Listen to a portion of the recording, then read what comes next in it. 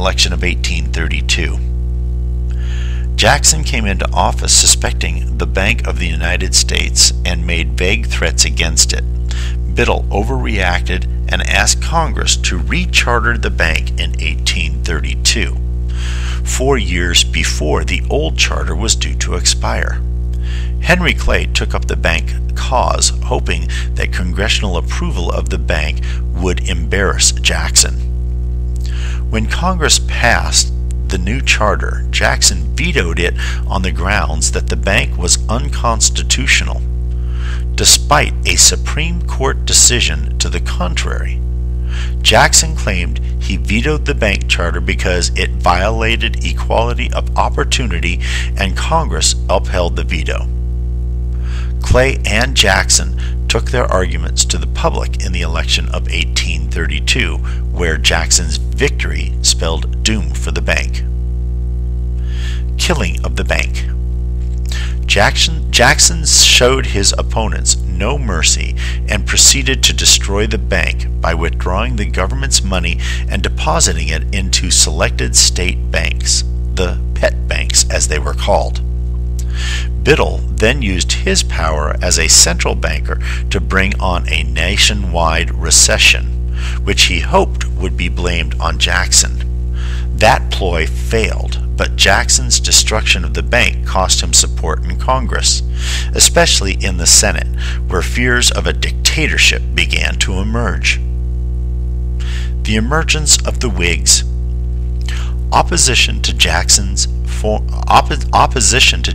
formed the Whig Party. Along the way, the Whigs absorbed the anti-Masonic Party, which had suddenly flourished after 1826 when it attacked the Masons as a secret, privileged elite. The anti-Masons brought with them to the Whig Party a disgust of loose living and willingness to use government powers to enforce decency. The Democratic Party was also weakened by the defection of working-class spokesmen who criticized Jackson for not destroying all banks. Furthermore, Jackson's financial policy led to a runaway inflation, followed by an abrupt depression. The rise and fall of Van Buren. Jackson chose his friend and advisor, Martin Van Buren, as his successor. The Whigs, still unorganized, presented Van Buren with little opposition in the election of 1836, but Van Buren's inauguration coincided with the arrival of the Depression of 1836, for which the Democrats were blamed.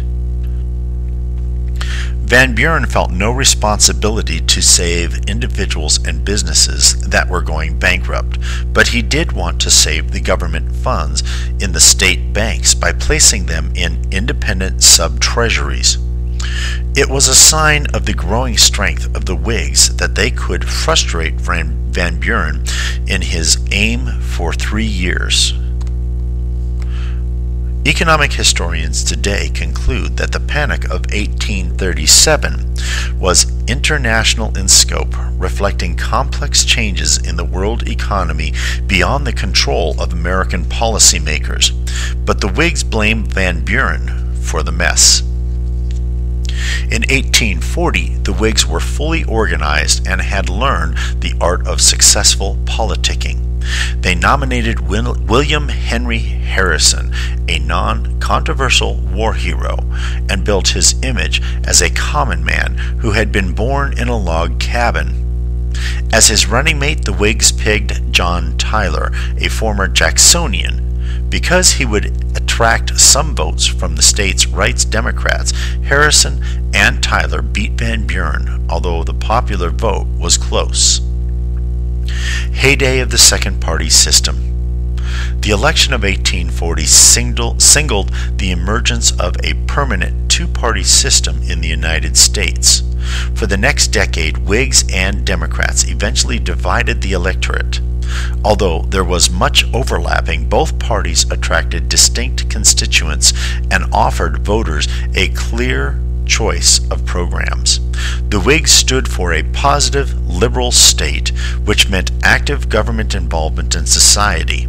The Democrats stood for a negative liberal states, which means that the government should intervene only to destroy special privileges. Both parties shared a broad democratic ideology, but the Democrats were the party of the individual, while the Whigs were the party of the community. Alexis de Tocqueville, the French visitor who made so many astute observations about life in Jacksonian America, praised most aspects of American democracy, but warned of disaster in the future if white males refused to extend the liberties they enjoyed to women, African Americans, and Indians.